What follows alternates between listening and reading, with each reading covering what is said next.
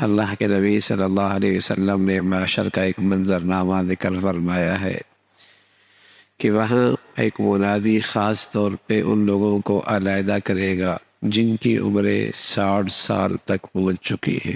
وہ ابناء الستین، این ابناء الستین، کہاں ہیں وہ جن کی عمریں 60 سال ہو چکی ہے؟ اور انہی کے بارے میں اللہ نے قرآن میں فرمایا کہ اتنی عمر دے رکھی تھی، اگر تم چاہتے تو نصیحت حاصل کر سکتے تھے، اور تمہارے پاس ڈرانے والا بھی آیا اور تم نے اس سے کوئی سبق نہ دیا۔ تو یہ اللہ رب العزت نے ایک قیامت کے دن ایک معاشر کا میدان قائم کرنا ہے، اور وہاں اس انسان سے اس کے بارے میں بات پرس ہونی ہے کہ زندگی کی اتنی بڑی نعمت ملی تھی، کیا کیا ہے تم نے اس کے اندر؟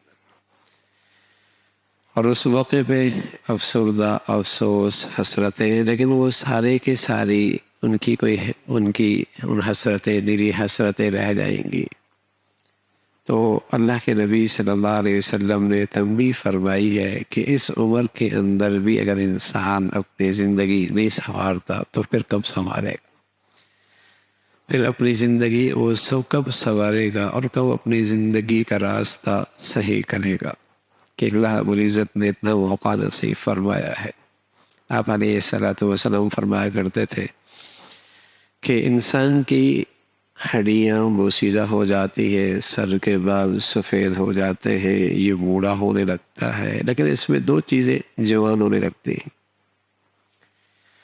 ایک زیادہ رہنے کا شوق جوان ہوتا ہے، اور دوسرا مال اکٹھا کرنے کا شوق اور بڑھ جاتا ہے۔ عمر ختم ہو گئی، بڑھاپا آ گیا، لیکن یہ دو شوق اور جوان ہو گئے، اور جوان ہو گئے۔ حالانکہ ہونا یہ چاہیے تھا کہ آدمی یہ دیکھے کہ میاں اتنا جتنا رہنا تھا وہ تو گزر گئی، اب وہاں کیسا رہنا ہے۔ لیکن اللہ کے نبی صلی اللہ علیہ وسلم نے فرمایا کہ جب اللہ رب العزت ہدایت کا نور نصیب فرما دیتے ہیں نا، ہدایت کا نور نصیب فرما دیتے ہیں، جسے اللہ ہدایت کا نور دے دیتا ہے، اس کی ایک بڑی نشانی ہے، اور اس کی ایک بڑی نشانی یہ کہ التجافی عن دار الغرور، کہ اس دھوکے کے گھر سے دل اچاہٹ ہونے لگتا ہے۔ اس کی مثال کیا ہے کہ جب مالک مکان یہ کہہ دے کہ میاں اب تم نے یہاں سے جانا ہے، میں تمہیں نوٹس دے رہا ہوں، کسی وقت بھی آپ نے گھر خالی کرنا ہوگا، تو اب اس شخص کا اس گھر کے اندر دلچسپی ختم ہو جاتی ہے۔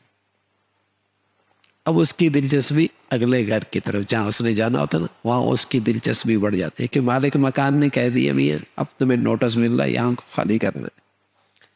اب اس کی دلچسپی اس گھر کے بارے میں نہیں رہتی کہ یہاں اس کی رنگ صحیح کر لیا جائے، ٹائل صحیح کر لیا جائے، کلر صحیح کر لیا جائے، فرنیچر صحیح کر لیا جائے، قالین صحیح کر لیا جائے، اس کا چھت کو ذرا اور اچھا بنا لیا جائے۔ اب اس کی دلچسپی نہیں رہتی کہ مالک مکان نے نوٹس تو دے دیا ہے، اب تو اگلے گھر جانا ہے۔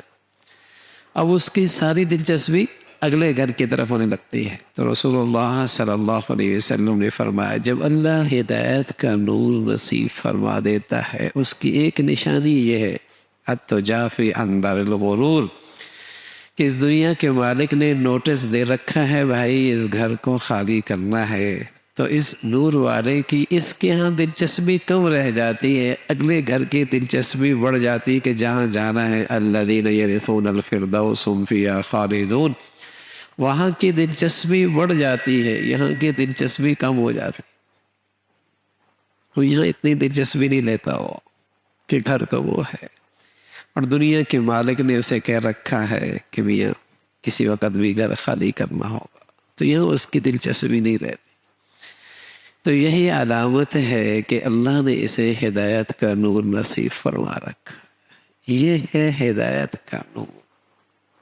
تو میرے عزیزو سچی بات یہی ہے کہ مالک نے ویسے بھی کہہ رکھا ہے والعصر، تمہاری زندگی کی شام ہو چکی ہے، تمہاری زندگی کی شام ہو چکی ہے، نوٹس مل چکا، تھوڑا سا وقت رہ گیا ہے، اگلے گھر جانا ہوگا۔